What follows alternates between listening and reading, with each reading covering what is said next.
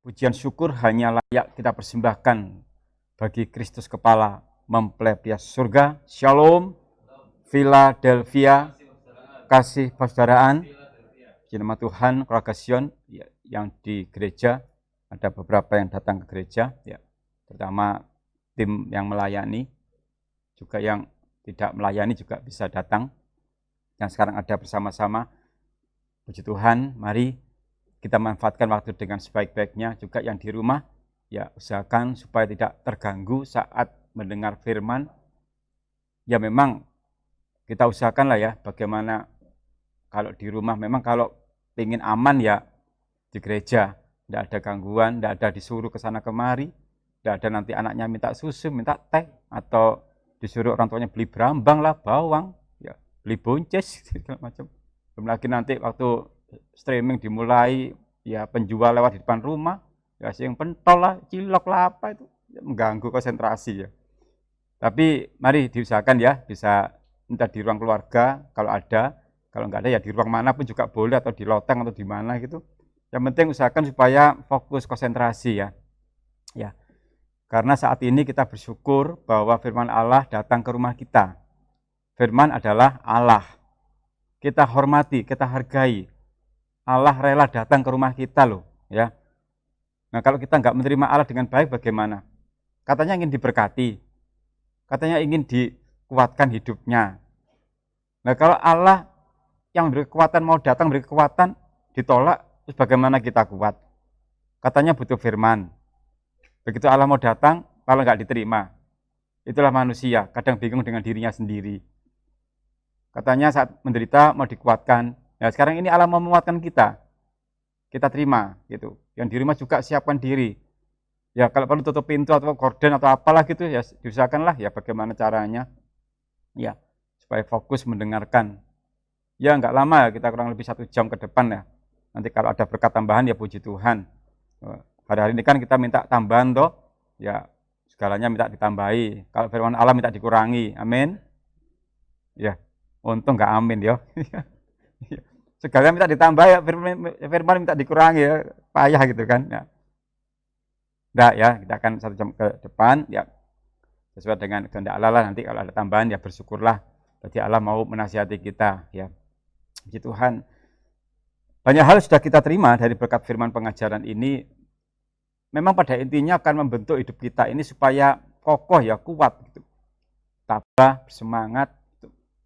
Terlebih untuk kekuatan kita menghadapi wabah pandemi saat ini yang kita tidak tahu kapan akan berakhir. Juga untuk mengantisipasi supaya iman kita nggak goyah dengan banyak berita-berita di media sosial yang begitu menggempur pola pikir kita ya, sehingga kalau kita nggak kuat iman bisa ikut goyah juga. Tapi bersyukurlah bahwa ini loh, mengapa saya sampaikan, terimalah firman dengan ketulusan hati, dengan sungguh-sungguh, supaya iman kita tidak goyah. Karena firman kan sangat besar manfaatnya, sangat besar sekali.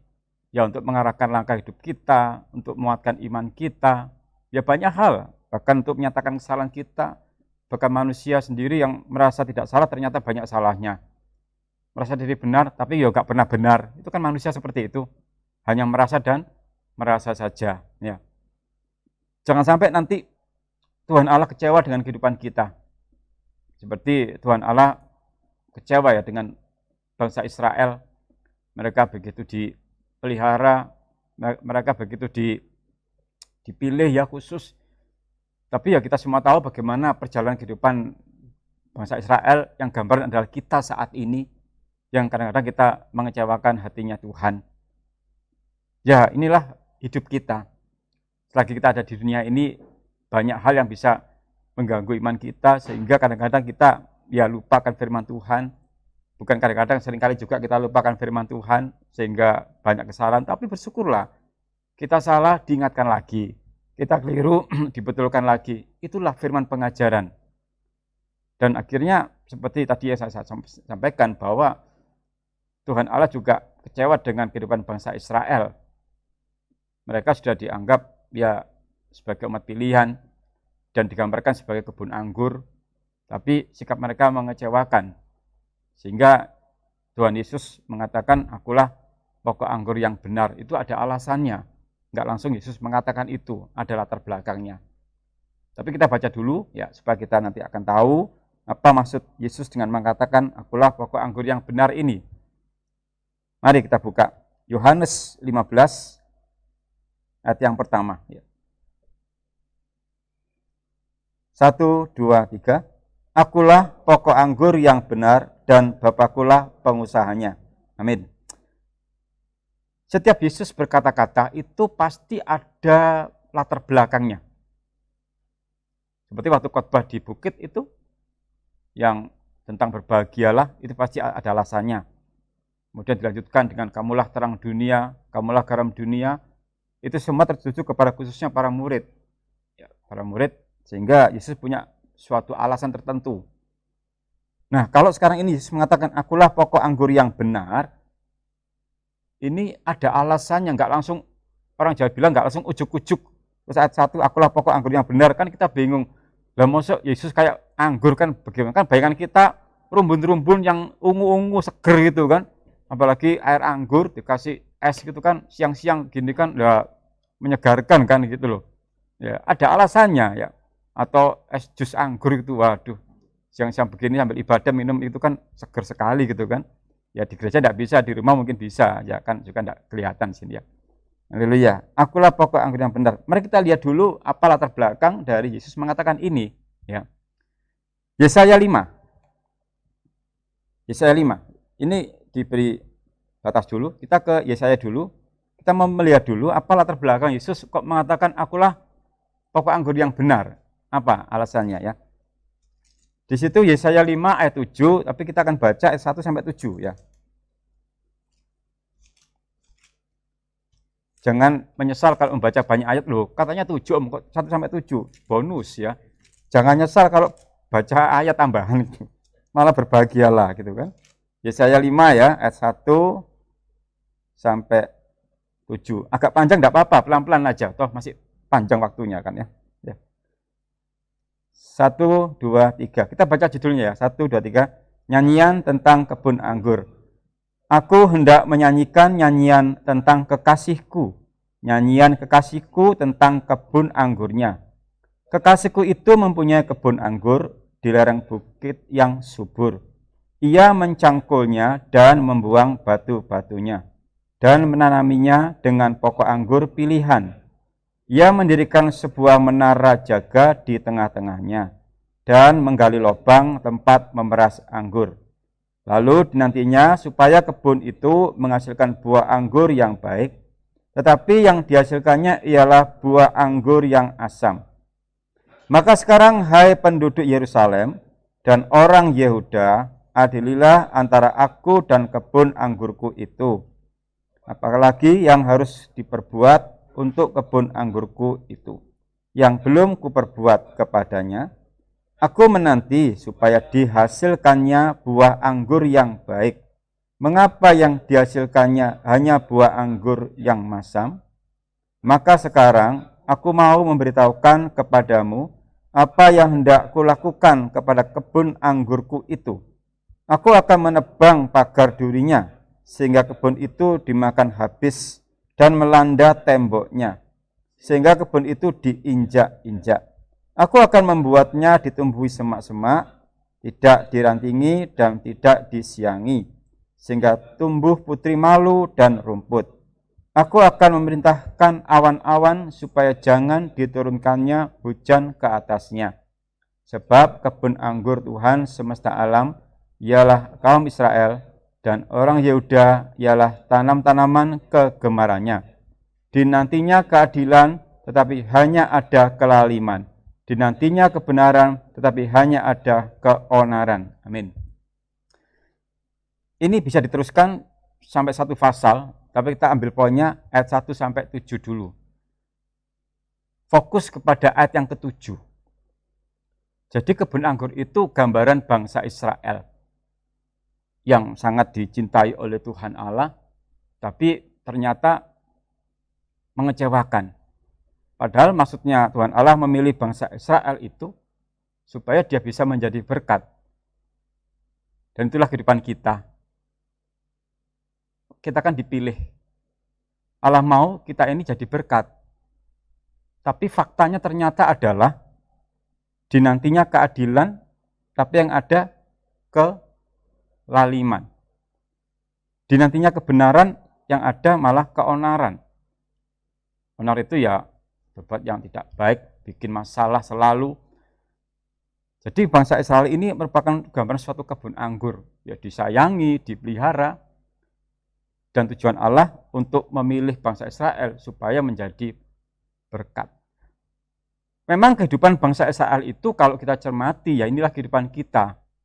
Selama kita ada di dunia ini, hari berganti hari, ya bangsa Israel kadang nurut, kadang tidak, kadang membantah, kadang tidak, diberi makanan, tinggal ngambil, ya bersungut-sungut, Tuhan kok tiap hari mana terus, diberi dagingnya burung puyuh, ya mungkin lama tidak makan daging, ya itulah orang kalau sudah terbiasa makan mana, terus ketemu daging, ya itu tadi langsung disikat semuanya. Itulah kehidupan kita. Mungkin setiap hari kita hanya beras saja, tahu hari Senin ada ikan opor ayam. Waduh, langsung beras ditinggalkan, ayam itu disikat habis.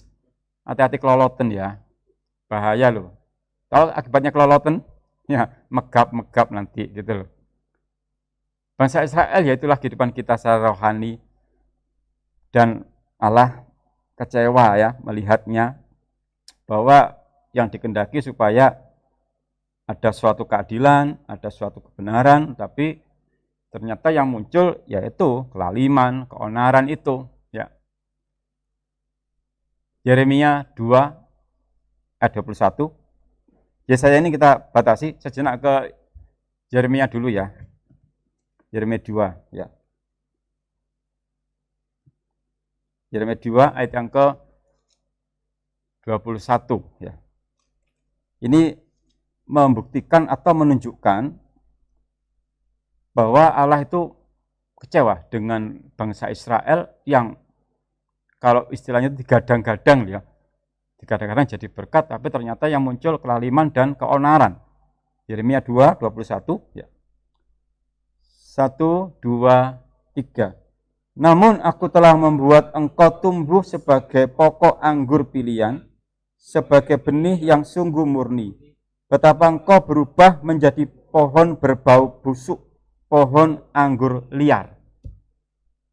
Padahal yang dirindukan Tuhan Allah supaya bangsa Israel menjadi kebun anggur yang bisa menjadi berkat. Tapi faktanya adalah kelaliman, keonaran, dan berbau busuk dan liar. Jadi mengapa Yesus katakan itu? Karena latar belakangnya ini. Sehingga Yesus tampil. Akulah pokok anggur yang benar. Enggak cukup akulah pokok anggur, ada kata yang benar. Di Yohanes 15 ayat yang ke-1 tadi, itu menunjukkan suatu eksistensi yang aku ini yang sejati, yang benar-benar. Karena memang Yesus adalah yang benar, tidak pernah salah. Bahkan Pilatus pun aku tidak dapati orang ini salah. Apa yang dihukum? Yesus katakan, akulah pokok anggur yang benar. Perhatikan kata yang benar. Enggak cukup hanya pokok anggur. Kita kembali ke Yesaya 5 tadi ya. Sebenarnya nanti akan saya jelaskan berikutnya ya. Kita kembali ke sana bahwa ternyata di ayat ke-7 kita fokus ya. Yesaya 5 ayat yang ke-7 kita kembali lagi ya. Kita ulang membaca ya, pelan-pelan ya, oke. 1 2 3. Sebab kebun anggur Tuhan semesta alam ialah kaum Israel ya, dan orang Yehuda ialah tanaman kegemarannya. Dinantinya keadilan, tetapi hanya ada kelaliman.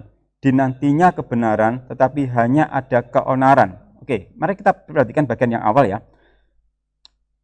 Kebun anggur Tuhan semesta alam ialah kaum Israel. Berikutnya adalah orang Yehuda ialah tanaman kegemarannya. Jadi ada suatu kesukaan, tapi ternyata yang disukai sikapnya mengecewakan. Bagaikan orang tua yang menggadang-gadang anaknya jadi tumbuh yang baik, tapi hidupnya tidak menjadi berkat, malah mengecewakan. Karena bangsa Israel kan umat pilihan, bagaikan seorang bapak dan kepada anak. Allah mengharapkan bangsa Israel hidupnya bisa menjadi berkat, bahkan kebun anggur, tapi ternyata mengecewakan. Itulah gambaran bagi orang tua yang mengharapkan anak-anaknya tumbuh menjadi berkat, tapi ternyata mengecewakan. Gitu. Bangsa Israel mengecewakan. Bicara soal kebun anggur ini memang sampai sekarang ini banyak orang yang ya mabuk anggur ya, karena mungkin senang dengan anggur. Ayat 11. Ayat 11 ya. Kita baca ya, ayat 11. Di situ tidak ada, tapi tadi kan sudah kita baca ya, ayat 11 ya. Sebagai tambahan aja nih ya. Tadi kan sampai ayat yang 7, sekarang 11. 1, 2, 3. Celakalah mereka yang bangun pagi-pagi dan terus mencari minuman keras dan duduk-duduk sampai malam hari, sedang badannya dihangatkan anggur. Jadi ini menyalahgunakan posisi anggur untuk mendem-mendem gitu loh. Dan ternyata sikap mereka ini sudah tidak tahu ditiru oleh zaman sekarang atau bagaimana. Sekarang banyak orang yang mabuk oleh anggur. Anggur itu untuk kesehatan ada takarannya, 1 sloki, 2 sloki. Tapi sak botol mendem dulu. Apalagi muda-mudi yang merasa badannya kuat. Wah itu kalau nggak mendem nggak lanang jari ini. Angel tuturane, angel wis. Saya melihat televisi kemarin ya, itu ya ini bicara soal masalah minuman keras ya, minuman keras. Di sebuah kapal itu ada diselidiki polisi, ternyata ada jenazah ya, jenazah di tempat penyimpanan ikan itu. Diselidiki, ternyata itu temannya yang mati, nggak baik lah mati, wafat, kemudian disimpan di kulkas, kurang lebih sudah beberapa hari gitu. Jelas awet, tempatnya campur ikan. Itu untung yang beli ikan nggak tahu kalau campur dengan itu ya. Itu kemarin ya siang kan ditayangkan di televisi, saya lihat itu. Diselidiki oleh polisi, ternyata habis minum oplosan. Oplosan itu alkoholnya kalau nggak salah kemarin disebutkan 90% dan dicampuri oleh minuman energi. Sekarang alkohol 90% itu terus dicampur minuman energi, dimasukkan ke lambung, ya buyar lambungnya gitu loh. Mungkin maksudnya untuk membersihkan perut ya mungkin ya, tapi kebablasan gitu loh. Dan ternyata mereka ini nggak tahu niru Alkitab atau tidak, karena ada di Alkitab bahwa oplosan itu ada di Alkitab. Gak percaya. Bacaan ayat yang ke-22. 22. Oplosan ini 22. Saya muda-muda waca niki yo, penting iki. Yang tua-tua sudah lalu itu ya. Oke, yang ayat 22. Baca ya. 1 2 3. Celakalah mereka yang menjadi jago minum dan juara dalam mencampur minuman keras. Apa gak oplosan iki? Loh ya apa? Jadi ternyata mereka ini enggak tahu jadi pelaku firman atau enggak, saya enggak tahu. Alkitabiah toh.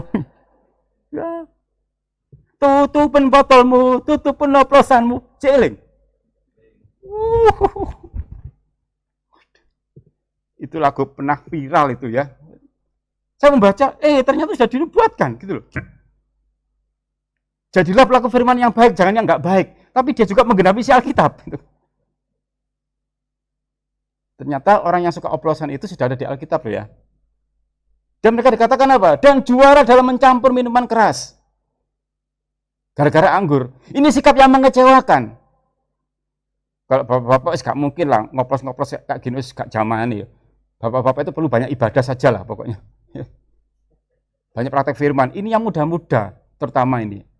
Oke, saya sampaikan ini khusus yang muda-muda lah khususnya. Saudara, hati-hati ya. Jangan mau diajak teman-teman untuk ngoplos gitu. Sak canggih-canggih oplosan itu pasti akan budal-budal, bisa tak jamin. Atau karena memang sengaja ngadepi hidup susah kayak gini ngoplos gitu. Hidup bukan untuk ngoplos, saudara. Karena ya ada juga kaum muda yang nggak kuat iman. Kaum muda yang imannya goyah. Biasanya diajak teman-teman di kampung sih kayak gitu. Ayolah, bentar aja ngoplos dulu. Wah. Segini takarannya 1 mili badeng berapa gitu. Wah. Nah, kalau alkohol 90% campur minuman energi. Waduh, ada beberapa kok yang itu meninggal tuh. Disimpan berapa ya? 5. Berarti mengikuti tayangan itu ya. Tapi enggak ikut ngoplos kan? Enggak ya, jangan. Kalau Mas Yohanes enggak ada potongan ngoplos, enggak ada potongan. Enggak ada modelnya ngoplos ya. Kalau Mas Yohanes ini tampaknya adalah model-model pemberi berkah untuk kita yang kelaparan. Cocok. Jadi kalau ngoplos buat yang enggak baik itu enggak pantas. Wajahnya wajah aura kemuliaan itu. Enggak, ini sengaja saya lem aja supaya nanti sore ada. Enggak jadi sih, sore dia pergi soalnya. Haleluya. Haleluya. Untuk khususnya kaum muda Kristus Youth Zion, hati-hati dengan godaan semacam ini. Masalah minuman keras ini tidak hanya menjangkiti kalangan bawah, semua lapisan kalau nggak kuat iman bisa terkena. Bukan hanya yang nggak punya duit, yang punya duit pun bisa terkena. Hati-hati, waspada. Kalau diajak teman-teman saudara, mungkin dengan alasan sebagai salam persaudaraan atau salam persahabatan atau salam perdamaian atau lama tidak ketemu, ya segera menghindar. Jangan ngicip, nggak apa-apa, satu seloki, nanti saudara akan ketagihan lagi. Habis minum diajari ngoplos. Bahkan dikatakan juara dalam mencampur minuman keras. Berarti ada perlombaan ngoplos. Lawan juara, ya toh? Celakalah mereka yang menjadi jago minum. Gitu. Ya gara-gara masalah anggur. Ini bagian parahnya masyarakat saat itu. Sehingga Yesus menampilkan diri. Akulah pokok anggur yang benar. Karena anggur itu dalam terjemahan yang lebih baik adalah anggur sukacita. Harusnya anggur itu menimbulkan sukacita, bukan duka cita. Tapi dijadikan suatu minuman keras dan dioplos, akhirnya bukan sukacita, tapi duka cita. Anggur sukacitamu kan nggak mungkin lagunya anggur duka citamu kan nggak mungkin. Lagunya kan ada toh. Anggur sukacitamu mengalir dalamku. Yes gitu kan. Kan nggak mungkin anggur duka citamu, nggak mungkin gitu. Jadi anggur itu berarti suatu hal yang sukacita, tapi bangsa Israel ini membelokkan maknanya menjadi hal yang tidak baik. Itulah Allah kecewa. Itulah kehidupan kita kalau kita sudah diberikan jalan yang benar, tapi membelokkan dengan alasan untuk menyenangkan diri sendiri karena nggak mau diatur firman, itu Allah kecewa. Firman pengajaran yang sudah kita terima itu tujuannya untuk mengarahkan kita, tapi dasarnya manusia suka membelok-belokkan yang sudah benar. Karena aku nggak cocok, aku pengen begini karena maunya diri sendiri. Itu membuat Allah kecewa. Itu harus diarahkan. Namanya umat pilihan kan nggak mungkin dibiarkan. Logikanya saja kalau Allah memilih sesuatu, Allah memilih satu bangsa, pasti akan dipelihara, dirawat, dieman-eman. Saya memilih ini, ya, dengan merek yang cukup terkenal juga. Saya akan mau memelihara, saya nggak sebut merek nanti dikira promo, kan saya tidak di-endorse gitu. Ini awet dibanding pendahulunya yang ya istilahnya ada harga ada rupa ya. Karena harganya yang lama itu 1/4 dari yang ini, jauh banget gitu.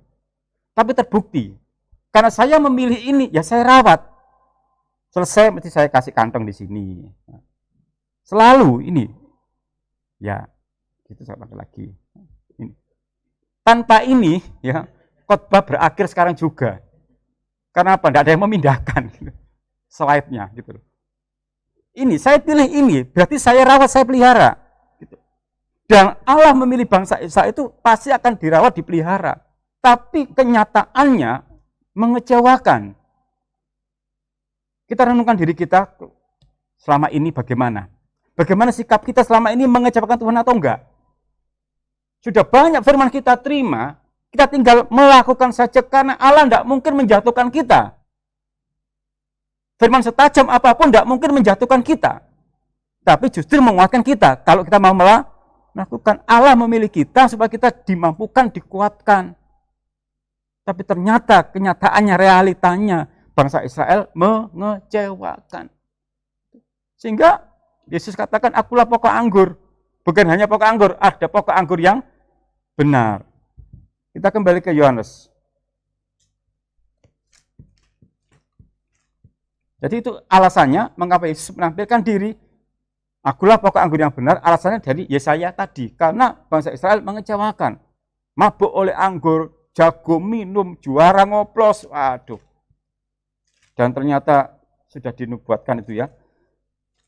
Jadi kalau saya menyampaikan kepada seluruh keluarga Sion, mari kita belajar firman supaya kita tahu.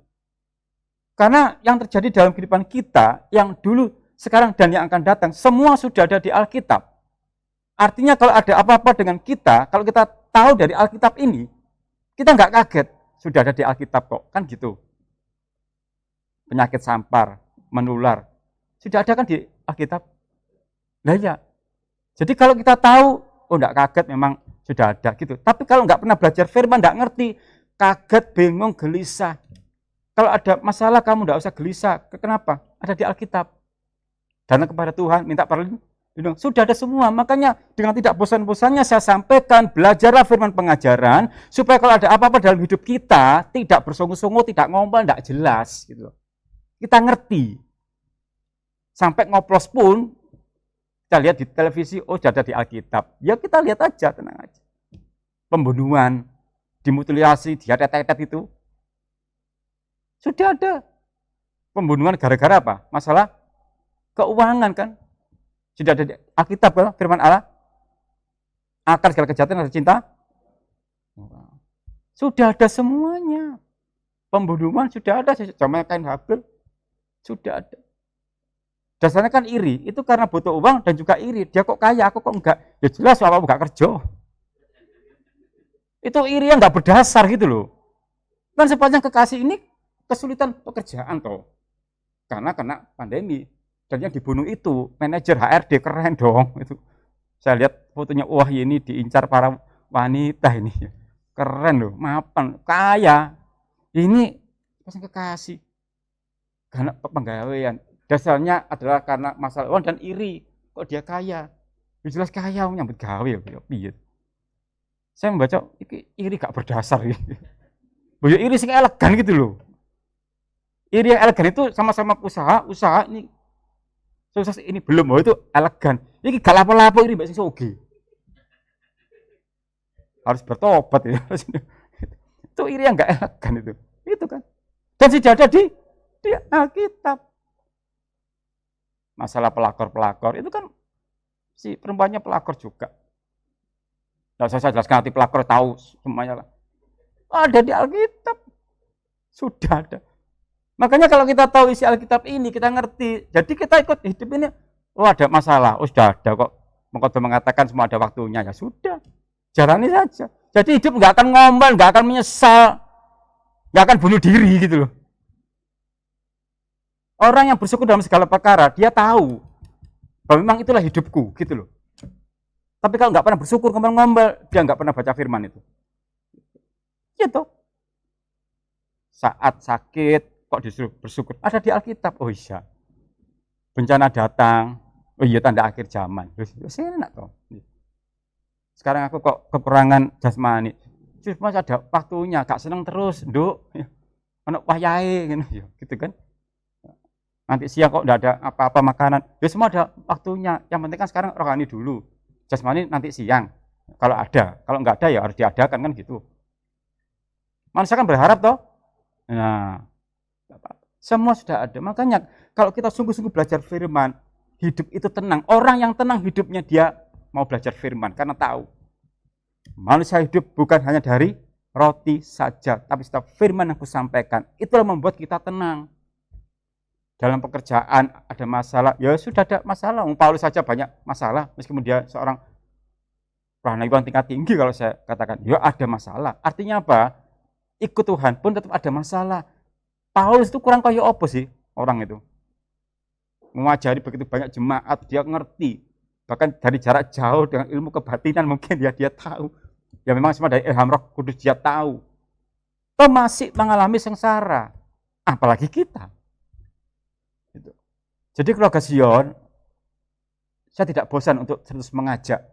Belajarlah firman pengajaran. Dan saya akan berusaha semaksimal mungkin memberikan ini atas hikmat Allah. kerinduan saya juga supaya keluarga Sion itu tenang hidupnya, enggak panik, enggak bingung.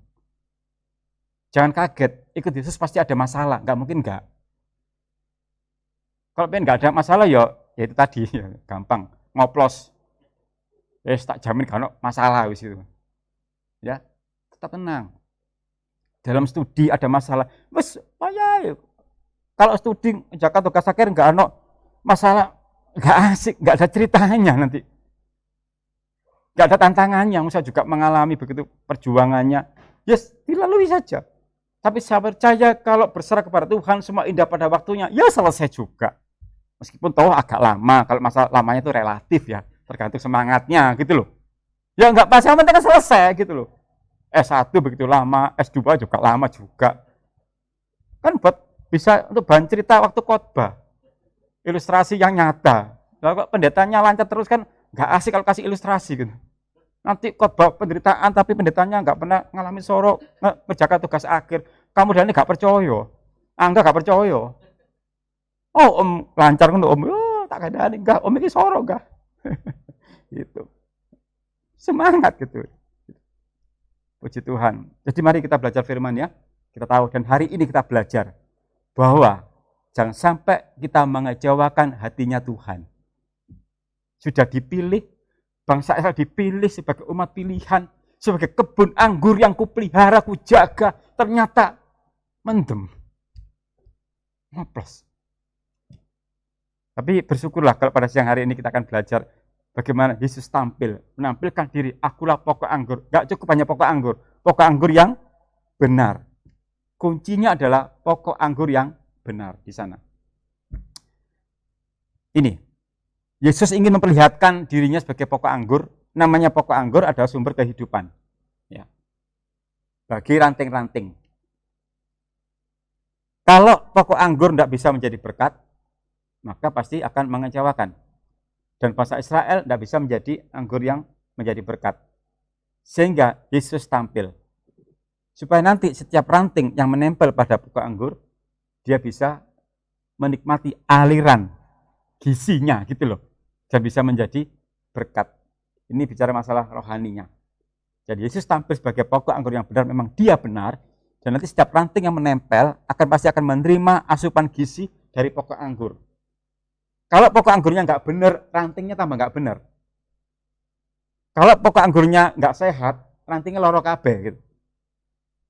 Tapi ada juga ranting yang nggak mau nerima, karena sok kuat gitu kan. Ya sudah kering. Nanti kalau kering dibuang. Yesus tampil sebagai pokok anggur.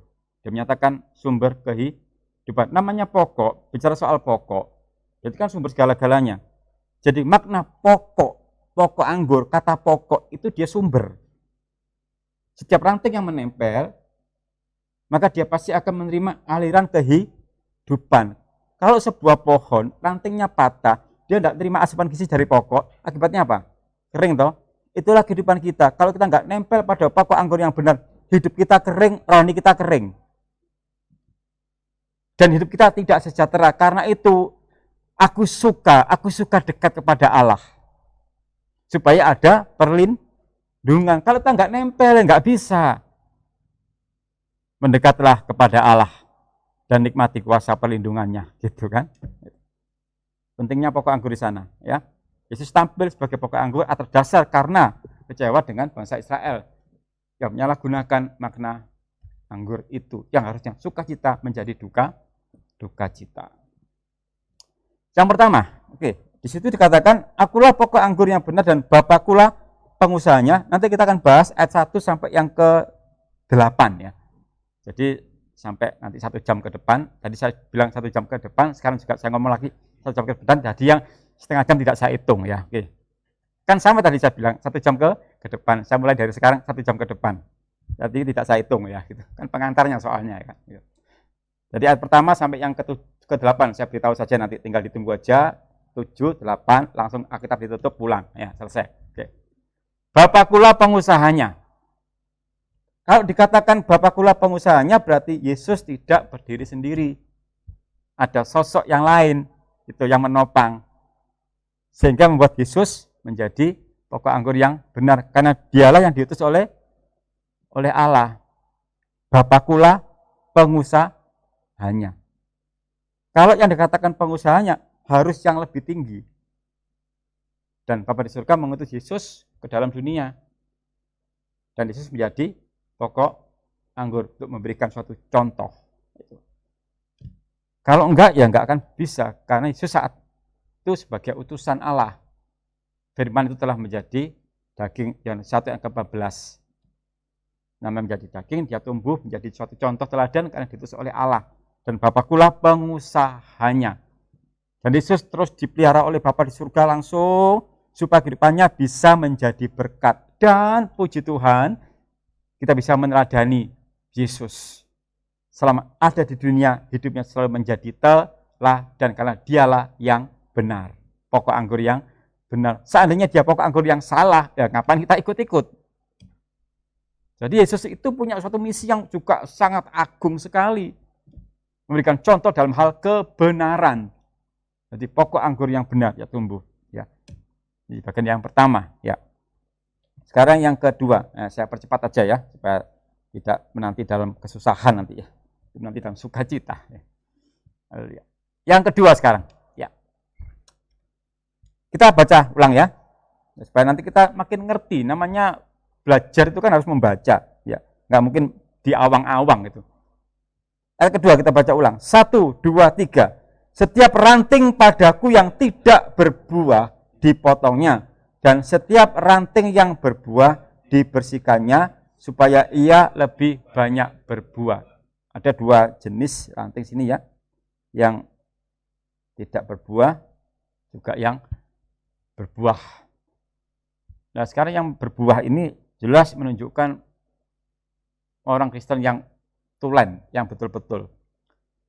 Karena kalau sekadar kita hanya menempel pada pokok anggur saja dan tidak berbuah, orang itu kan mengenal kita dari cara kita bersikap, cara kita bertutur kata, artinya ada buahnya.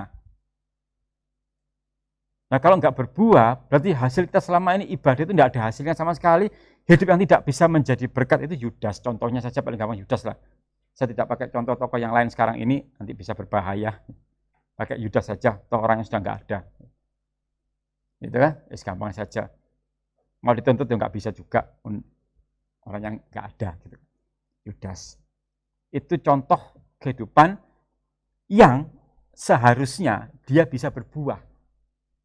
12 murid loh, ya 12 kok gini, kan 3 ya. 12 murid 1 dan 2 gitu ya, 12 murid. Setiap hari ikut Yesus, menerima pengajaran dari Yesus. Dan Yesus nggak hanya mengajar, mempraktekkan, memberikan contoh langsung. Jadi ada teori dan praktek. Dan Yesus kalau mengajar itu aplikatif, artinya bisa juga langsung dipraktekkan. Dan yang 11 sukses berbuah, yang 1 nggak berhasil. Ini menunjukkan kepada kita, keluarga Sion, ya pemirsa di rumah, bahwa masalah berbuah dan tidak itu ya tanggung jawab pribadi. Yesus sudah mengajar begitu rupa dengan berkat firman pengajaran begitu melimpah. Kalau kita menolak, ya sudah. Gimana lagi? Selasa ada firman, Kamis ada firman, Sabtu ada firman, Minggu 3 kali ibadah. Tiap pagi saya share di grup firman juga. Itu semua bertujuan supaya kita menjadi anak Tuhan, orang Kristen sejati yang menghasilkan buah. Itu tujuannya. Saya tidak ada pamrih apa-apa, tidak ada. Saya bagi tiap pagi dengan gambar-gambar itu karena suatu kerinduan saja supaya saya rindu seluruh keluarga Sion hidupnya berbuah. Setiap hari berbuah, itu kerinduan saya. Dibaca atau enggak, ya saya juga tidak tahu. Yang penting saya share saja, tapi saya percaya dibaca. Masalah waktunya monggo diatur, ada yang pagi, siang, malam, atau besoknya double ya tidak apa-apa, itu masih ada di grup. Ya. Dan double ayatnya. Tapi satu kerinduan saya tidak ada pamrih apapun juga. Kerinduan saya dengan firman yang saya ambil dari Alkitab dan saya share tiap pagi itu, keluarga Sion selama 1 hari bisa praktek firman itu dan menjadi berbuah. Kalau enggak seperti Yudas ini loh. Dia pasti dong tiap hari dengar firman, pasti kan enggak mungkin enggak. Karena apa? Yesus itu ngajar tiap hari loh. Kan enggak mungkin seminggu sekali. Ya kalau saya paling Kamis, Sabtu, Minggu. Yesus tiap hari belum nanti ngajar di bait Allah juga, ngajari orang-orang, belum lagi nanti nyeneni orang Farisi itu. Jadi Yesus di kober nyeneni orang Farisi, celakalah kamu, di kober loh. Habis ngajar ketemu orang Farisi, wah celakalah kamu. Kalau saya nggak sanggup lah, ada orang Farisi, wah aku digerodok langsung. Yesus sanggup loh, gitu kan? Berarti kan setiap hari mereka dengar firman, tapi ternyata tidak bisa berbuah. Kita kembali ke diri kita masing-masing. Selama ini hidup kita sudah berbuah atau belum? Di keluarga sudah berbuah atau belum? Di pekerjaan sudah berbuah atau belum? Itu yang tahu diri kita. Terutama di keluarga dulu lah. Ya. Kamu udah semuanya juga. Anak-anak juga. Sudahkah hidupmu berbuah di keluarga itu? Ini loh. Jangan sampai tidak berbuah. Ya terserah menghasilkan buah dalam hal apalah. Terserah, silakan direnungkan. Minimal dalam satu keluarga.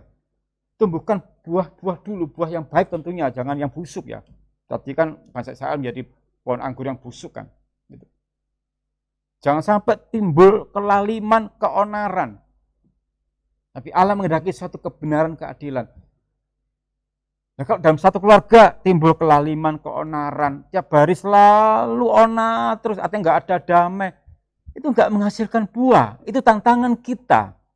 Dimulai dari keluarga dulu supaya bisa menghasilkan buah. Padahal sudah kita menempel pada pokok anggur. Ketika tinggal mengambil sari-sari kebaikan dari Yesus kan. Tinggal kita siapkan diri membuka hidup kita, hati kita menerima yang baik-baik dan kita lakukan. Ranting yang berbuah itu gemuk menyegarkan.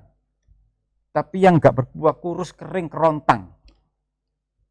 Maaf, enggak ada hubungan dengan fisik ya, tidak. Ya. Nanti yang kurus merasa, aduh om, aku enggak berbuah dong. Aku kan nih. Tidak. Ya.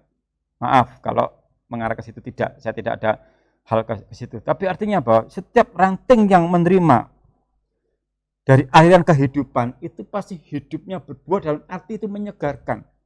Dan orang yang melihat itu senang. Hidup yang berbuah itu orang lain lihat senang, menyenangkan orang. Tapi bangsa Israel mengecewakan Allah. Kamu baju busuk. Aku ingin keadilan, kelaliman. Aku ingin yang benar, keonaran yang muncul. Bahkan kamu bermabuk-mabukan. Jago dalam minuman keras. Juara oplosan. Aduh. Itu Allah kecewa. Gitu. Dan di saat seperti inilah keluarga Sion, saatnya kita mau bertumbuh dan berbuah. Tunjukkan kita anak Tuhan yang sejati. Bukan pura-pura anak Tuhan. Karena ada juga orang itu yang jadi pura-pura anak Tuhan. Pura-pura baik tapi enggak baik sama sekali, itu munafik kan. Hati-hati. Ada dua jenis ranting di sini. Ya. Setiap ranting padaku yang tidak berbuah dipotong. Enggak ada, artinya potong saja lah. Ngapain, ngerepoti ya. Coba kalau lihat ya, kalau di pohon ya, kalau ada ranting enggak berbuah. Kewarik, seret. Saya melihat tanaman itu kalau ada yang kering, ya sudah saya enggak nawar, kamu tak tarik ya enggak, hanya tak dodot suwen. Itu di situ ada kering. Dan juga saya beri air tapi dia enggak mau menerima asupan gizi ya sudah. Mungkin dia lagi mabuk ya tak tarik pisan wis. Itulah gambaran kehidupan kita, kalau kita enggak berbuah nanti dipotong loh. Tidak ada harganya sama sekali. Waspadalah ya. Jadilah umat Allah, jadilah anak-anak Tuhan yang berbuah. Terus kita jawab menempel pada pokok anggur yang benar. Tinggal kita berbuah saja. Haleluya.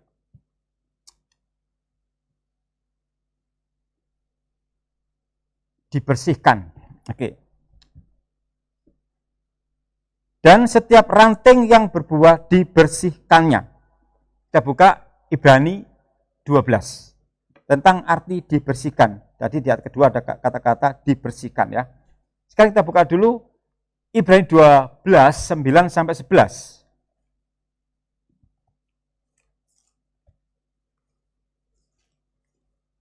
Ibrani 12 9 sampai 11 ya. Akan baca. 1, 2, 3. Selanjutnya dari ayah kita yang sebenarnya kita beroleh ganjaran dan mereka kita hormati. Kalau demikian, bukankah kita harus lebih taat kepada Bapa segala roh supaya kita boleh hidup? Sebab mereka mendidik kita dalam waktu yang pendek sesuai dengan apa yang mereka anggap baik. Tetapi Dia menghajar kita untuk kebaikan kita, supaya kita beroleh bagian dalam kekudusannya. Memang tiap-tiap ganjaran pada waktu ia diberikan tidak mendatangkan sukacita, tetapi duka cita. Tetapi kemudian ia menghasilkan buah kebenaran yang memberikan damai kepada mereka yang dilatih olehnya. Diberisikan itu tinggal dalam firman pengajaran untuk diarahkan, dididik agar berbuah. Namanya pendidikan, pengajaran ya tidak enak. Memang tiap-tiap ganjaran pada waktu ia diberikan tidak mendatangkan sukacita. Karena firman itu enggak enak loh, sakit hati loh. Bahkan juga bisa mengata-ngatai pendetanya loh. Karena sakit hatiku, tersentuh hatiku, loro hatiku. Tetapi tujuan firman pengajaran adalah, tetapi kemudian ia menghasilkan buah kebenaran. Perhatikan, buah kebenaran. Jadi setiap pribadi ranting itu dibersihkan. Hidup kita ini sebagai ranting-ranting itu dibersihkan dengan firman supaya menghasilkan buah dalam kebenaran. Jadi kalau kita kena firman pengajaran dan menyentuh hati kita, menyakiti hati kita, itu memang awalnya tidak mendatangkan sukacita, tapi duka cita. Aduh sakit. Kok menyinggung perasaanku ya sakit ini. Tidak ada khotbah yang lain tak om. Yang enak-enak om. Diberkatilah yang datang pulang disangoni. Ngolah enak om. Maksud mendatangkan duka cita om. Gak ada bahan tak om. Ya ono bahan nih. Kari nyampe no saja. Tapi kalau firman Allah menyatakan harus duka cita dulu sebelum suka cita. Gimana? Karena yang ngerti diri kita ya firman Allah. Karena manusia selalu ingin benar. Tidak mau disalahkan. Wong ketok salah kadang ngengkel kok. Dinapa nggih? Ketok salah diberitahu, tetap ngotot aku sing bener. Ilmu pengengkelan dipakai. Itu loh. Itu manusia. Ya. Nah, karena dengan berkat firman yang kita terima yang mengenai kehidupan kita, terbukalah. Kita dibersihkan. Namanya dibersihkan itu ya enggak enak. Orang yang sakit itu, ya maaf yang ada sedikit luka-luka itu, kalau dibersihkan dia sakit.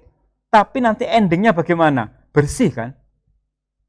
Saya melihat, ya ada orang yang dibersihkan lukanya, ya memang sakit, kejer, waduh, lauboro. Tapi pada akhirnya, oh iya bersih ya memang. Proses pembersihan itu enggak mudah, sakit. Itulah firman pengajaran. Itulah ranting-ranting diri kita ini.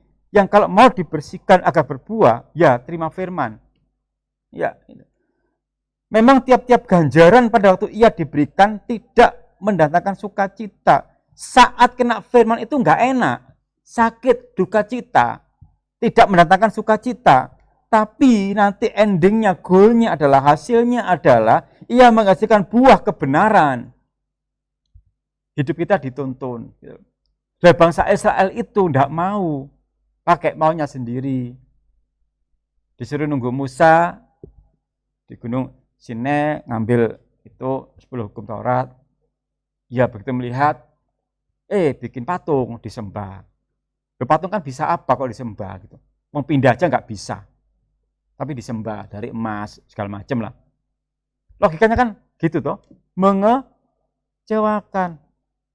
Menyembah Allah yang hidup nggak mau menyembah yang mati. Loh, patung disembah loh, pindah geser 1 senti aja nggak bisa. Disembah, wow, nggak tahu pakai gimana caranya, saya nggak tahu ya. Mungkin pakai musik atau apa ya, wah segala macam. Jadinya patung meneng, justru nggak mau menyembah Allah yang hidup.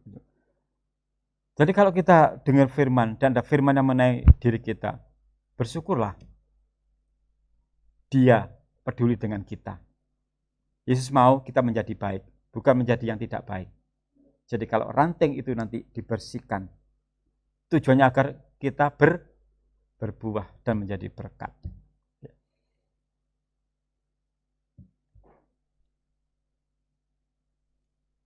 Oke, sekarang ayat yang ketiga, kita kembali ya ke Yohanes 15 tadi.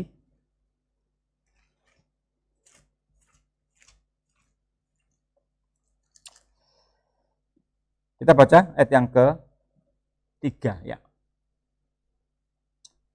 1, 2, 3. Kamu memang sudah bersih karena firman yang telah kukatakan kepadamu. Sudah bersih. Bersihnya karena apa? Karena apa bersihnya? Hanya firman yang bisa membersihkan kehidupan kita. 2 Timotius 3:16. Yang sudah sangat kita kenal, tapi kita baca lagi. 2 Timotius 3 ayat 16. Sudah sangat kita kenal ayat ini ya. Bagi yang belum kenal, sekarang berkenalan dulu ya. 2 Timotius 3 ayat 16. 1, 2, 3. Segala tulisan yang diilhamkan Allah memang bermanfaat untuk mengajar, untuk menyatakan kesalahan, untuk memperbaiki kelakuan, dan untuk mendidik orang dalam kebenaran. Itulah betapa pentingnya firman dalam hidup kita. Kalau kita kembali ke ayat yang ketiga di Yohanes 15 tadi, kamu memang sudah bersih karena firman yang telah kukatakan kepadamu. Jadi kita dibersihkan oleh firman. Hidup kita yang kotor ini dibersihkan oleh firman, bukan oleh yang lain. Hanya dengan firman pengajaranlah hidup kita dibersihkan, disucikan. Supaya kita nanti layak menjadi mempelai Kristus dan menjadi sempurna. Seperti Bapak disuka adalah sempurna. Matius 5:48. Matius 5 ayat 48. Dibuka dulu. Matius 5 ayat 48. 1, 2, 3. Karena itu haruslah kamu sempurna, sama seperti Bapamu yang di surga adalah sempurna. Amin. Kalau mau menjadi sempurna, ya harus mau dibersihkan. Dengan apa? Firman. Jangan ngimpi, ingin sempurna tapi nggak mau dibersihkan dengan firman. Nolak firman terus. Firman Allah datang ke rumah ditolak. Ya. Allah datang ke rumah ditolak. Gimana mau dibersihkan? Allah datang ke rumah ditolak. Malah sengaja ditinggal. Ya. Firman datang ke rumah kita, malah nggak diterima. Tutup pintu, tolak. Bagaimana mau dibersihkan? Gimana mau sempurna? Ya nggak bisa. Terima firman dulu, buka hati, supaya bisa dibersihkan kehidupan kita. Kamu memang sudah bersih karena firman yang telah kukatakan kepadamu. Kita butuh firman, keluarga Sion, butuh firman. Kalau sampai sekarang kita ada firman, bersyukurlah, bersyukurlah. Terima kasih kepada Tuhan Yesus. Dia sangat baik. Dia mau kita menjadi baik. Ya. Dia mau kita nanti dipulihkan dari hal-hal yang kotor, dibersihkanlah semuanya. Ranting itu kalau nggak dibersihkan, ya ada benalu-benalu atau apa itu dibersihkan semuanya. Supaya buahnya seger gitu ya.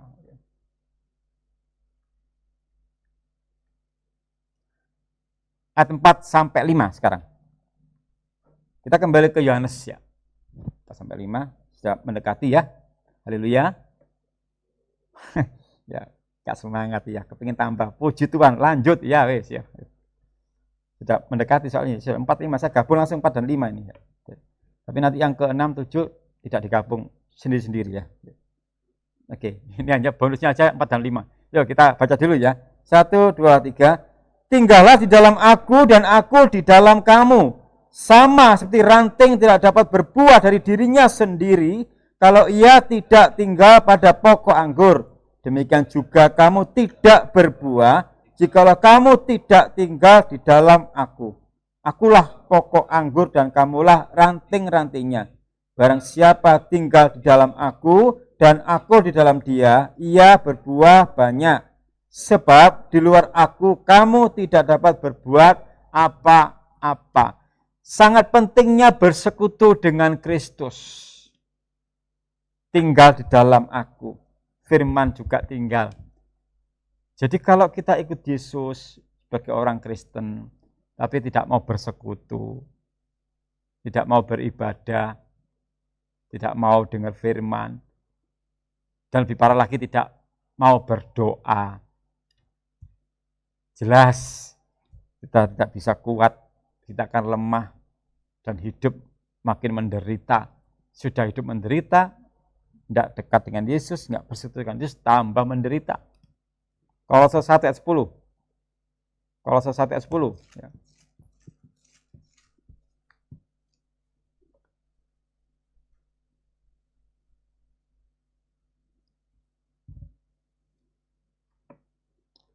Satu, dua, tiga. Sehingga hidupmu layak di hadapannya, serta berkenan kepadanya dalam segala hal. Dan kamu memberi buah dalam segala pekerjaan yang baik, dan bertumbuh dalam pengetahuan yang benar tentang Allah. Kalau kita bersekutu erat dengan pokok anggur, maka kita bisa menghasilkan buah. Dan kamu memberi buah dalam segala pekerjaan yang baik.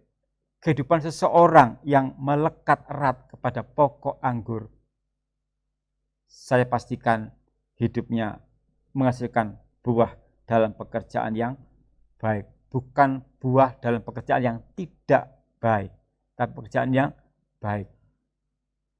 Karena kalau kita tidak menempel pada pokok anggur, kita belajar dari mana? Manusia tahu kebenaran dari siapa? Dari firman.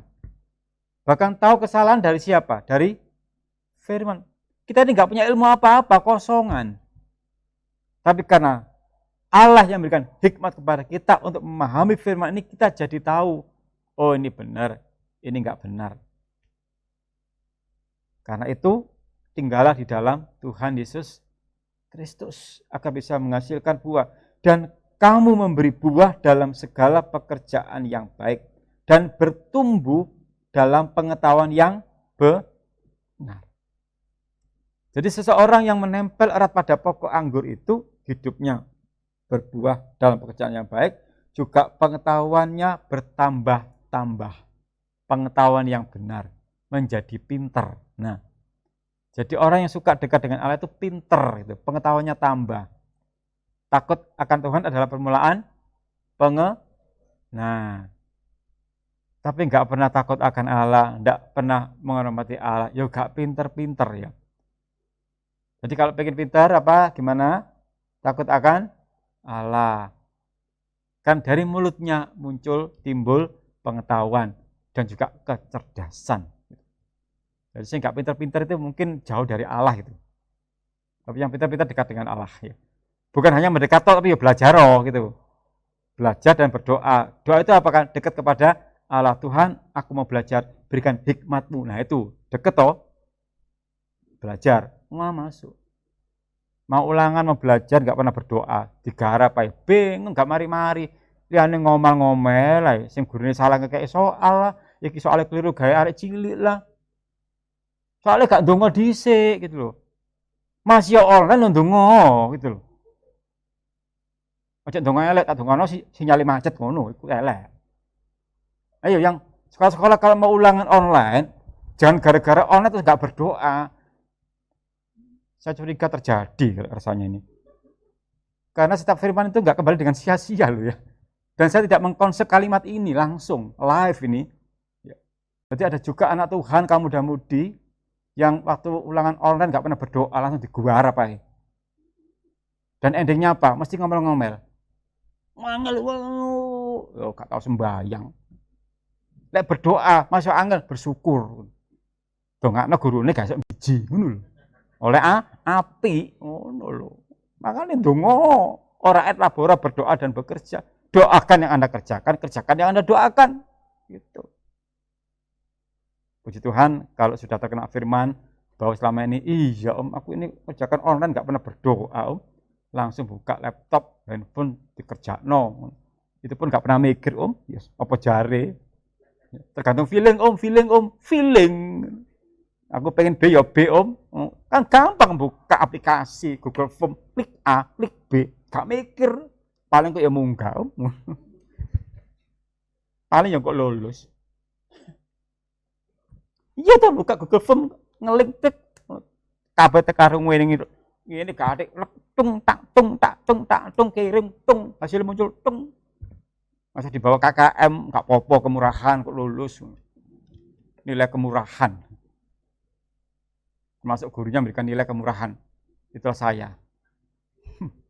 Juga tegon dulu anak soro kan Bapak yang baik kan gak tega to ndelok anak soro. Tapi disalahgunakan, gak garap akhirnya. Bapak api oh ya. Si Tuhan bersekutu ya dengan Tuhan Yesus agar berbuah supaya nanti kita menjadi berkat loh, enak loh ya hidup jadi berkat itu. Jangan terus merasa aduh cek soro ya jadi pelaku firman ya soro ya belum dilakoni sudah soro dhisik itu ya, itu membuat optimis ya, kayak membuat pesimis ya. Belum dilakoni sudah aduh kok soro gurung dilakoni. Lakukan dulu, itu bukan jiwa optimisme gitu loh, optimis ya. Yesus loh nggak pernah pesimis, optimis. Dan tentang orang Farisi, celakalah kamu, wah, get begini, wah. Ya Yesus kan benar ya, kita harus mikir-mikir dulu kan begini, ya, gitu. Haleluya. Pentingnya bersekutu. Jadi jangan tinggalkan persekutuan. Apalagi pada live streaming ini, gunakan dengan sebaik-baiknya. Semua tinggalkan dulu sejenak. Bersekutu. Sekarang kita bersekutu lewat virtual. Tinggal di dalam aku, sekarang kita belum bisa untuk secara fisik, hanya beberapa aja yang bisa. Yang lain di rumah, meskipun toh online, live streaming, virtual, atau apapun istilahnya. Tetap gunakan waktu dengan baik-baik untuk kita bersekutu. Nikmati hadirat Tuhan, menyanyi bersama. Jadi kalau ikut ibadah live streaming itu yang di rumah juga, saat kita memuji Tuhan di gereja, yang di rumah juga ikut menyanyi. Gak mendelik ini doa.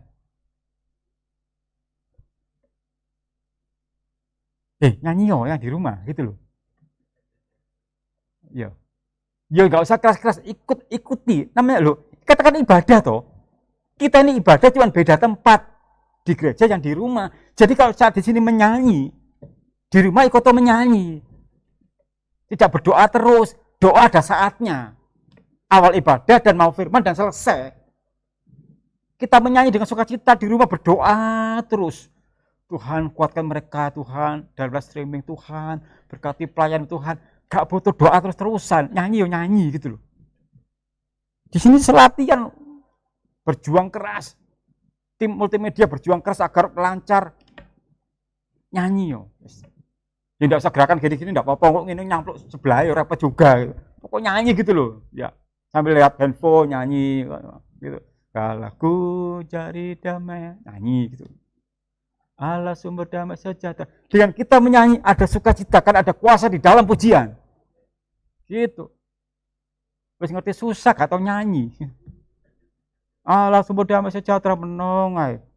Jadilah imanmu. Nyanyi gitu loh. Allah sumber damai sejahtera tapi gak melok nyanyi. Yo gak sejahtera sampean. Oke dulur. Angel sih. Mamulo angel. Nyanyi yo, nyanyi. Ya lihat. Kalau ada teksnya atau di Facebook kan gede teksnya, font gede 66 gede tuh. Ya, impact 66 hafal. Gede. Ya. Kurang jelas Om, yo dekek nang layar tancap nego gede no, dekek nang omah. Ya.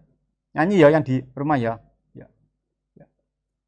Iya, rasanya ini ada yang enggak nyanyi kalau ikut ibadah yang di rumah.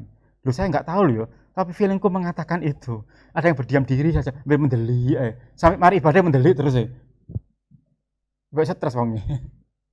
Haleluya. Nyanyi ya kalau di rumah ya. Kalau di gereja pasti nyanyi dong, enggak yang di rumah.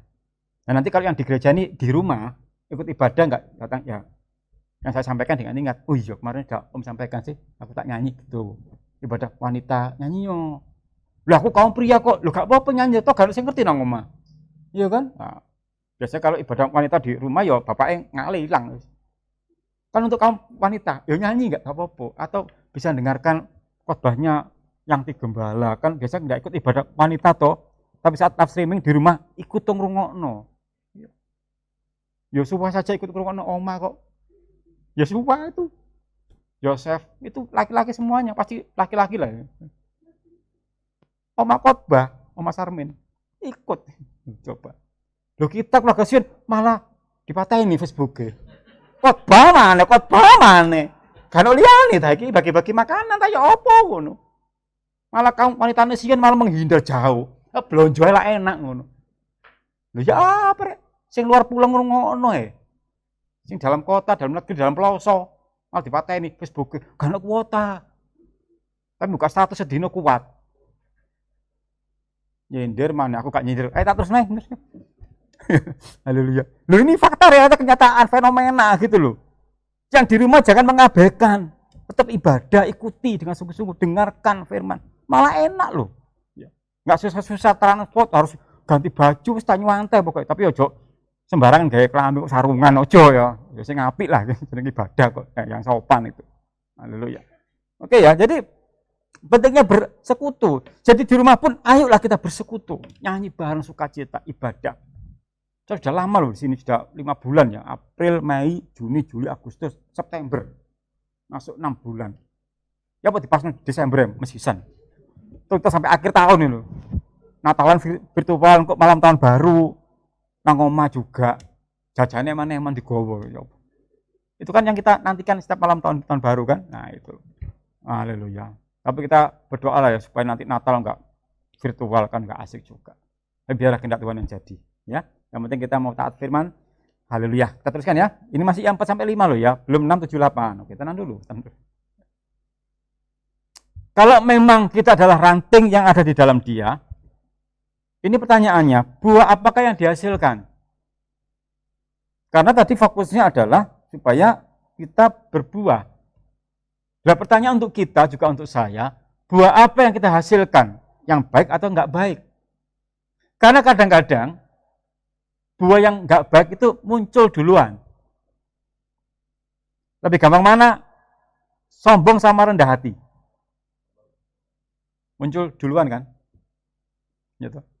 Lebih gampang mana? Ngamukan sampai sabar. Wis ngaku kabeh pokoknya siang hari. Wes hari ini pengakuan semuanya gitu. Itu buah apa itu kan?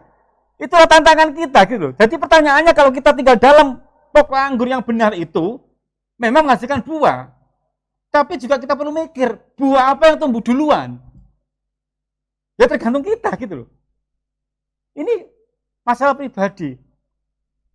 Karena ada 2 buah, buah yang enggak baik, yang enggak baik, yang baik dan tidak baik. Karena pertentangannya adalah seringkali yang enggak baik muncul duluan.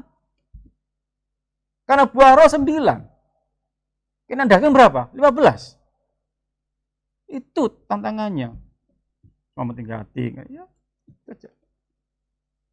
Mau wadit sampai berkemurahan, tumbuh mana yang paling gampang? Mau wadit, yes. Dan itu kayaknya jadi lifestyle gaya hidup.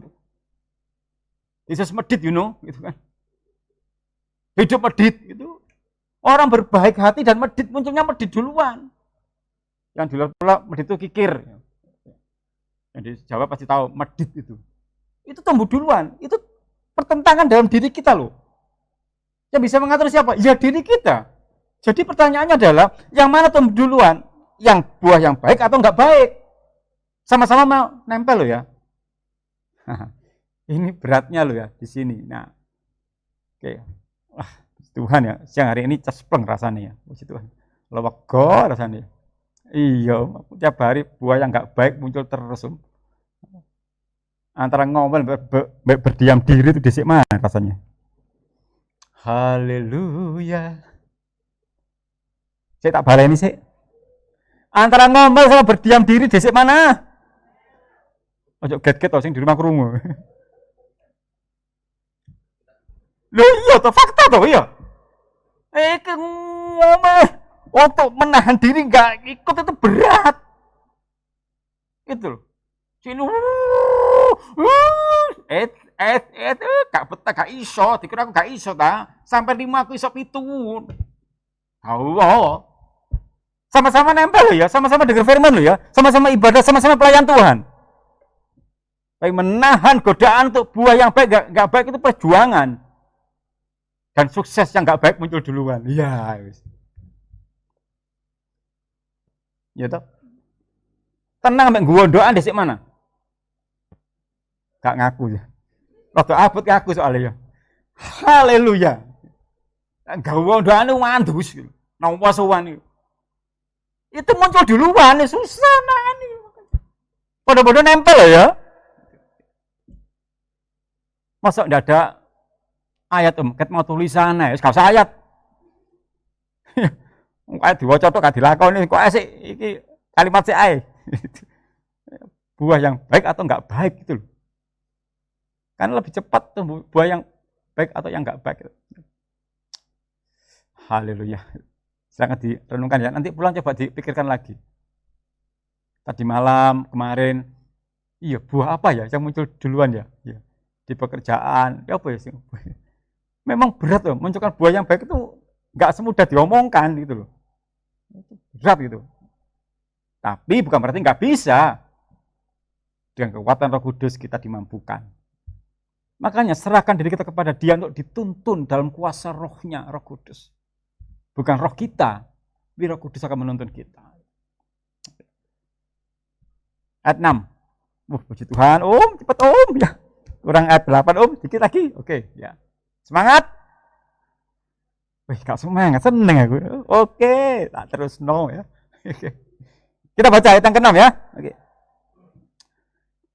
1, 2, 3. Barang siapa tidak tinggal di dalam aku, ia dibuang keluar seperti ranting dan menjadi kering. Kemudian dikumpulkan orang dan dicampakkan ke dalam api lalu dibakar. Oke, sekarang kita lihat dulu masalah ini ada kata-kata orang, kok dikumpulkan orang. Ngapain sih orang ini? Nah, kita ke Matius 13:41 ya. Jadi dibatasi ya, kita akan kembali ke sana ya.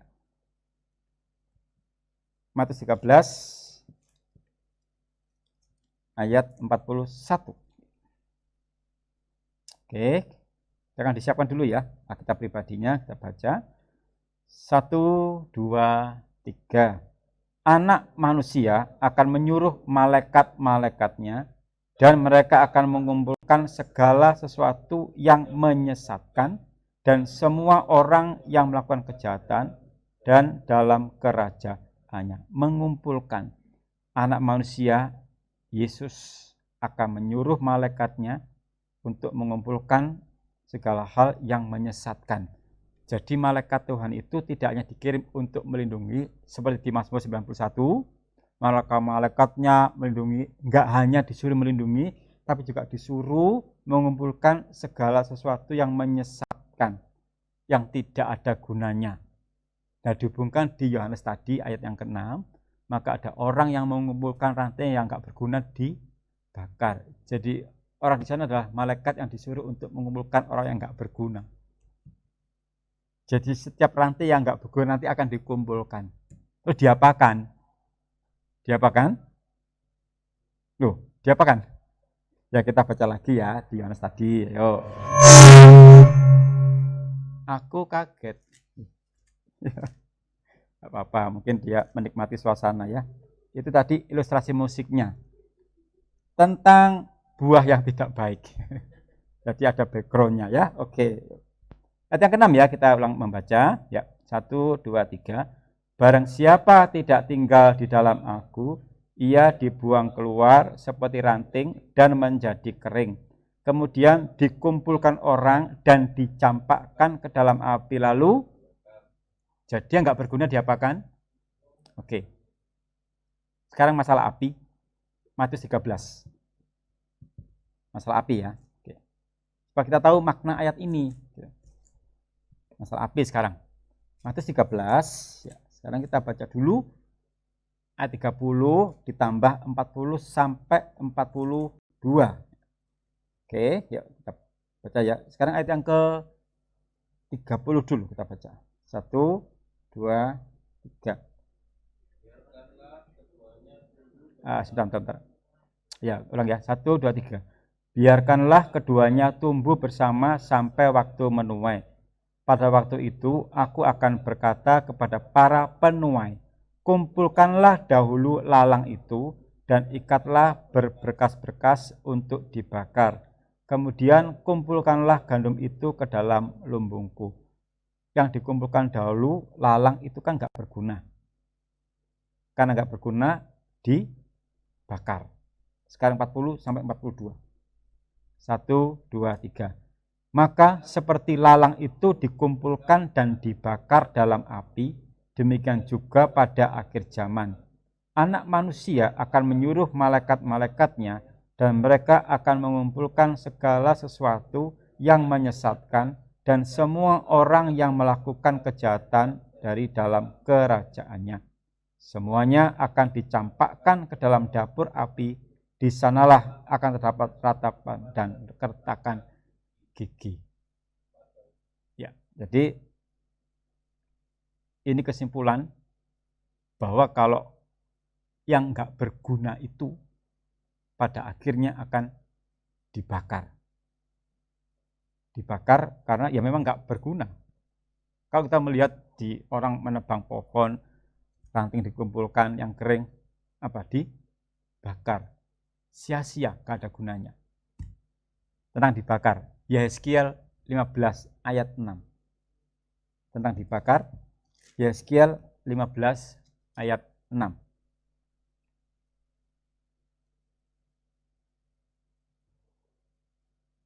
Satu, dua, tiga.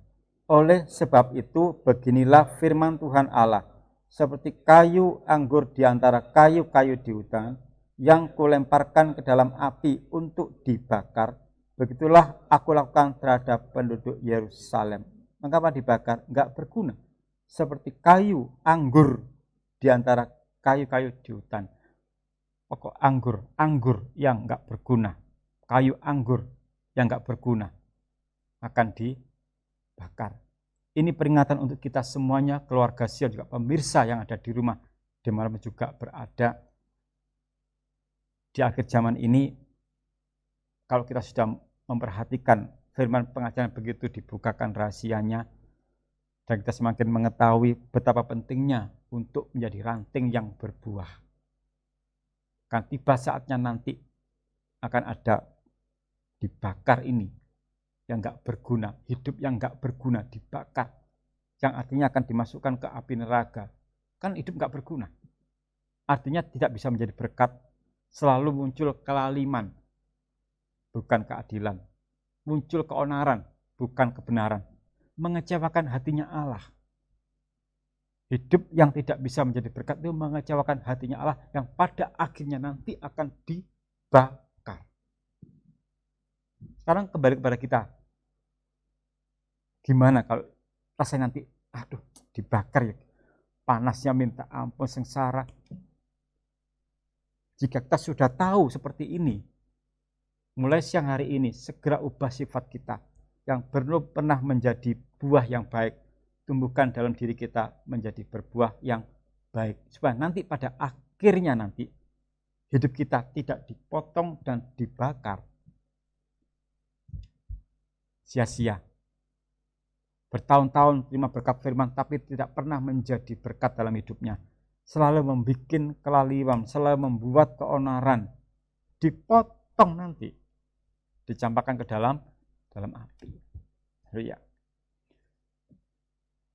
Ayat yang ke-7. Kita kembali ke Yohanes tadi. Ya.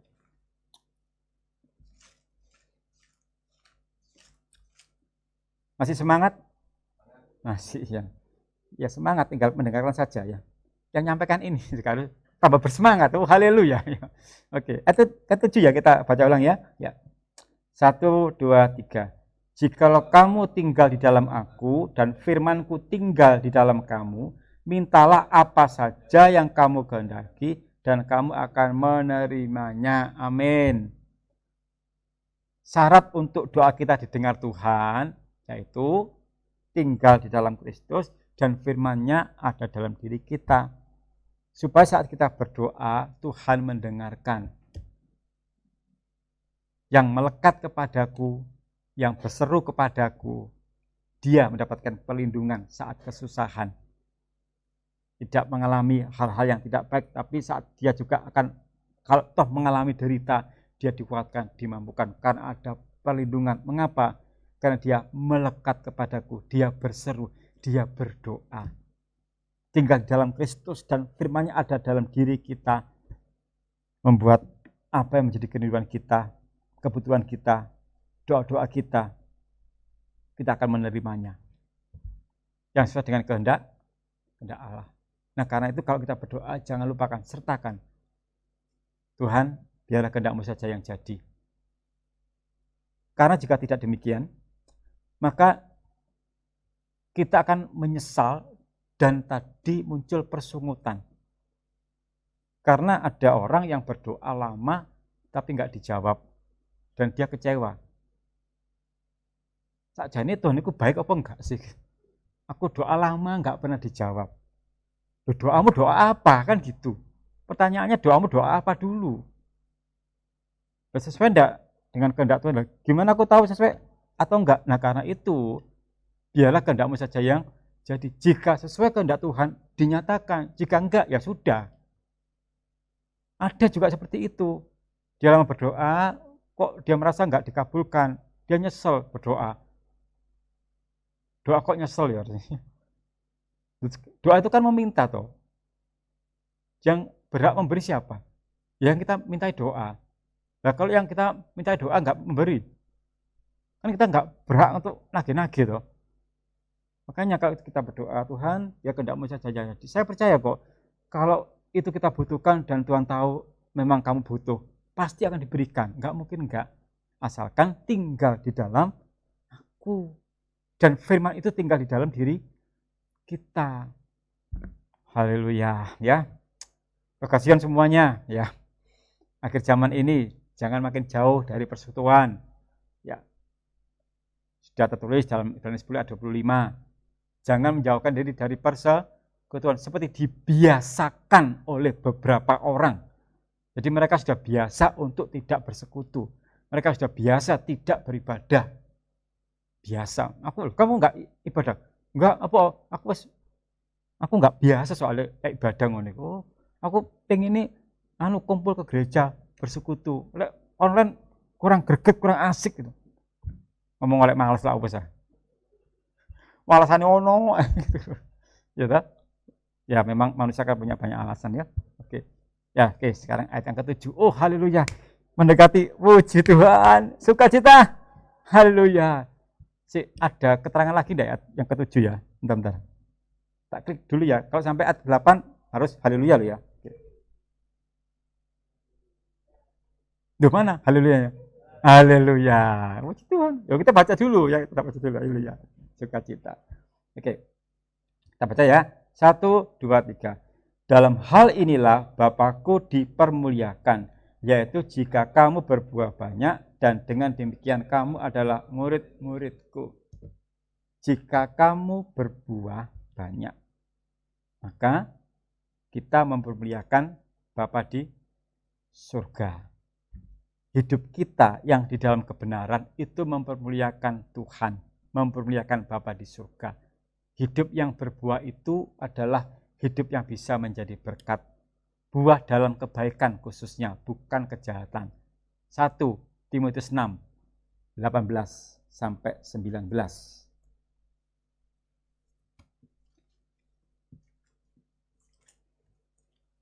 1 Timotius 6, 18 sampai 19. 1, 2, 3. Peringatkanlah agar mereka itu berbuat baik, menjadi kaya dalam kebajikan, suka memberi dan membagi, dan dengan demikian mengumpulkan suatu harta sebagai dasar yang baik bagi dirinya di waktu yang akan datang untuk mencapai hidup yang sebenarnya. Apa sebenarnya? Hidup yang kekal. Jadi kehidupan itu yang bisa menjadi berkat, mempermuliakan Bapa di surga. Peringatkanlah agar mereka itu berbuat baik. Jadi kaya dalam kebajikan, bukan kaya soal harta, tapi kaya dalam kebajikan. Suka memberi, membagi, intinya adalah suka menolong. Tidak pelit, tidak medit. Nah, itu. Karena bagi orang yang medit, dia enggak berbuah. Orang yang pelit, dia enggak berbuah.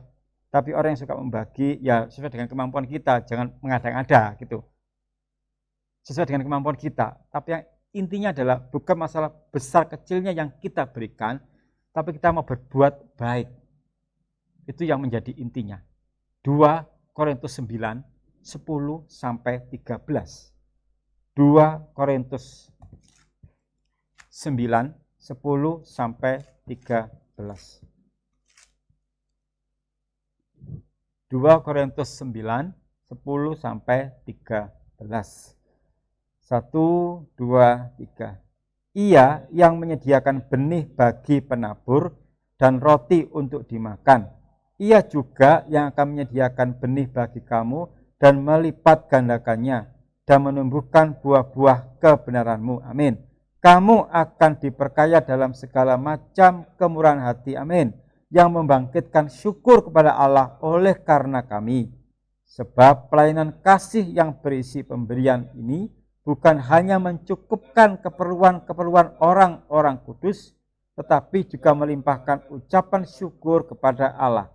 Dan oleh sebab kamu telah tahan uji dalam pelayanan itu, mereka memuliakan Allah karena ketaatan kamu dalam pengakuan akan Injil Kristus, dan karena kemurahan hatimu dalam membagikan segala sesuatu dengan mereka dan dengan semua orang. Amin. Inilah hidup yang bisa menjadi berkat, berbagi. Istilah berbagi bukan hanya secara fisik, keuangan, makanan, tidak. Maksudnya tidak hanya itu saja. Kita berbagi kebaikan, sikap yang baik, perkataan yang baik, itu memuliakan Bapa di surga. Karena Dia sebagai pokok anggur yang benar pasti mengajar kebaikan. Dan kita sebagai rantai yang menempel, mari kita serap kebaikan dari Yesus untuk kita sampaikan kepada yang lain. Kita serap kebaikan dari Yesus, kita bagikan kepada yang lain. Dan kalau kita membagikan kebaikan itu kepada yang lain, yang menerimanya mendapatkan berkat juga. Menempellah pada pokok anggur yang benar, Kokasion, dan kita lakukan hal-hal yang baik juga dari Allah. Jangan hanya menyerap saja tapi enggak disalurkan lagi. Tetap berbuatlah yang baik. Yesus sebagai pokok anggur yang benar, Dia siap untuk mengalirkan hal-hal yang kita butuhkan dalam kehidupan kita, dalam kebaikan apapun yang menjadi kebutuhan kita. Asalkan kita mau tetap menempel pada pokok anggur yang benar. Oh, haleluya. Tinggallah dalam Yesus sebagai pokok anggur yang benar, agar kita tetap menghasilkan buah. Allah memberkati kita semuanya pada siang hari ini. Itu Alkitab kita, dan kita akan menyanyi sebuah pujian, curahkan anggur barumu. Ya, kita mohon supaya Yesus sebagai pokok anggur yang benar, Dia mencurahkan hal-hal kebaikan, Dia mencurahkan yang kita butuhkan. Ya. Dan supaya Dia sebagai pokok anggur yang benar, Yesus mau berkarya dalam kehidupan kita. Berkarya memberikan teladan hal-hal yang baik. Dan kita sebagai rantai-rantainya, mari kita juga akan menyerap kebaikan dari Yesus dan kita bagikan kepada mereka yang membutuhkannya. Haleluya. Kumohon ya Tuhan, mendapat belas kasih-Mu. Berkaryalah di dalamku, perbarui hidupku. Hanya Yesus yang sanggup memperbarui kehidupan kita. Kalau selama ini kita berbuat yang tidak baik, bahkan berbuah yang tidak baik, maka siang hari ini Dia sebagai pokok anggur yang benar akan berikan buah yang baik untuk kita teruskan kepada yang membutuhkannya. Haleluya. Haleluya. Ku mohon ya Tuhan, mendapat belas kasih-Mu, berkaryalah di dalamku, perbarui hidupku. Biar Roh-Mu memimpinku di dalam tiap kebenaran, dan sekarang ku menjadi ciptaan yang baru. Haleluya.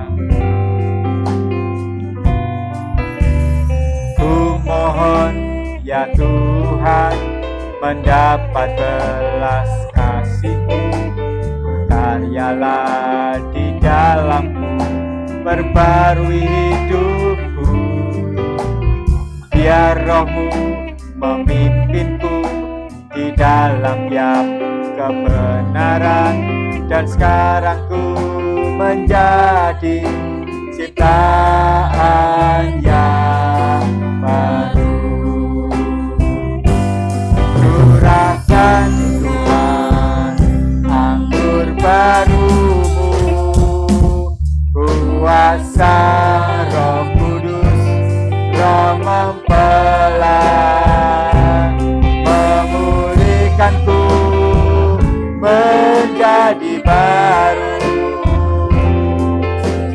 curahkan anggur baru,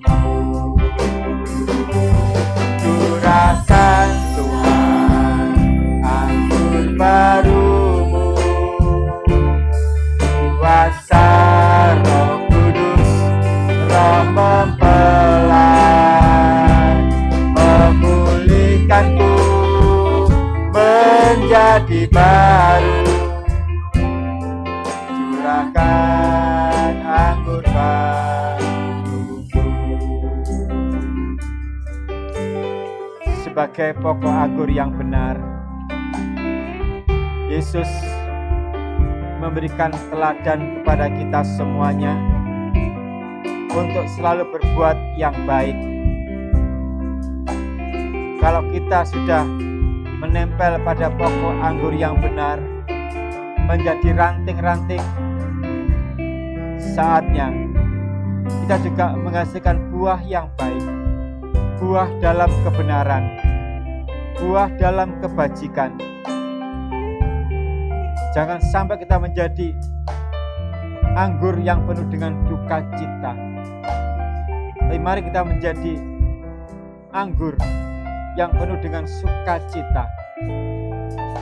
Jangan sampai kita mengecewakan hatinya Tuhan, seperti bangsa Israel yang mengecewakan hatinya Tuhan. Yesus sebagai pokok anggur yang benar, dan kita ranting-rantingnya. Mari kita juga menghasilkan buah anggur yang baik, sikap hidup yang baik, tutur kata yang baik, supaya kehidupan kita menjadi berkat, menjadi kesukaan dimanapun kita berada, di dalam pekerjaan kita, dalam setiap usaha kita, dalam keluarga kita masing-masing. Jadilah pribadi yang menghasilkan buah yang baik. Haleluya, haleluya, haleluya, haleluya. Hanya oleh tuntunan Roh Kudus kita bisa menjalani hidup yang penuh dengan kebaikan. Mengingat iblis tidak mau tinggal diam di saat kita mau berbuat yang baik, tetapi oleh karena kekuatan Roh Kudus kita akan sanggup mengalahkan pengaruh iblis, dan kita bisa hidup dalam kebaikan, dalam kebenaran. Kita mohon kepada Tuhan supaya Dia mau mencurahkan anggur baru, mencurahkan anggur sukacita dalam kehidupan pribadi dan keluarga kita. Anggur baru itulah anggur yang penuh dengan kesukaan, anggur yang disukai oleh Allah, anggur yang tidak pernah mengecewakan hatinya Allah. Haleluya. Curahkan Tuhan anggur barumu. Haleluya. Roh mempelai, memulihkanku menjadi baru, curahkan anggur baru, curahkan Tuhan, curahkan Tuhan anggur barumu, kuasa Roh Kudus, Roh mempelai, memulihkanku menjadi baru,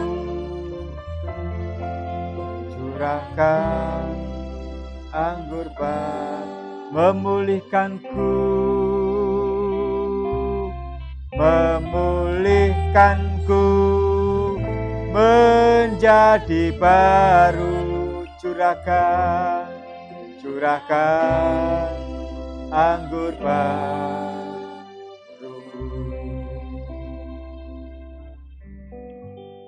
curahkan anggur barumu Tuhan, untuk memulihkan kehidupan kami yang lama, memulihkan anggur yang lama dalam hidup kami.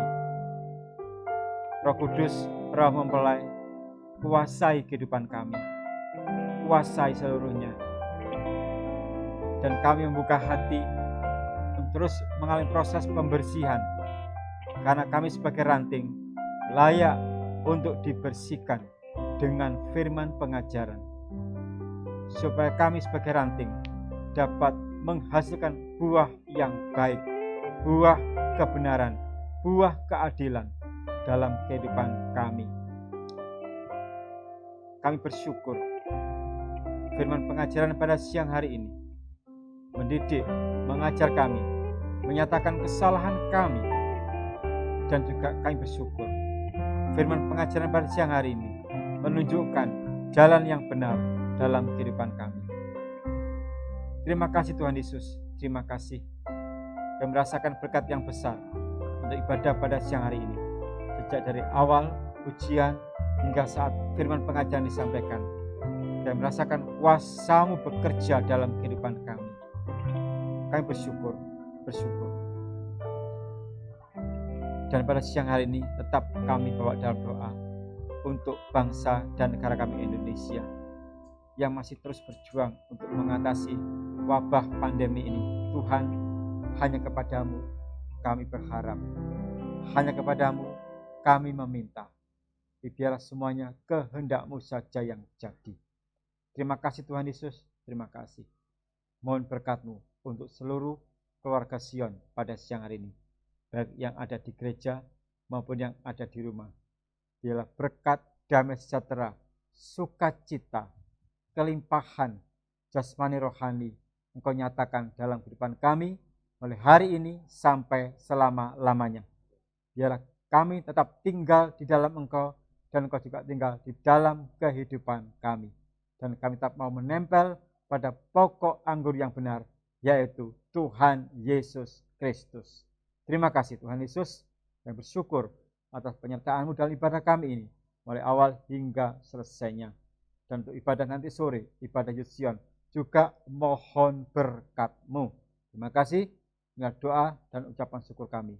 Di dalam nama Tuhan Yesus Kristus, mempelai pias surga, kekasih jati jiwa kami teruskan doa kami. Haleluya, amin. Selamat siang, Tuhan berkati semuanya.